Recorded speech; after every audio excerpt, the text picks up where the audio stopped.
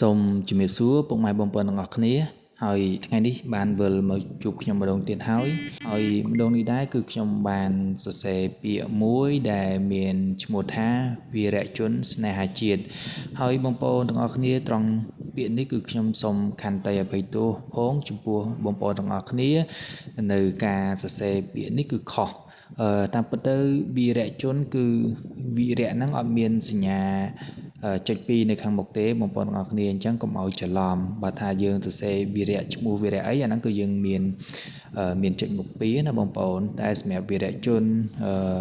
នេះគឺអត់មានចុច2ទេវីរៈភាពអីហ្នឹងគឺអត់មានចុចមុខ2ទេអញ្ចឹងក៏សូមខន្តី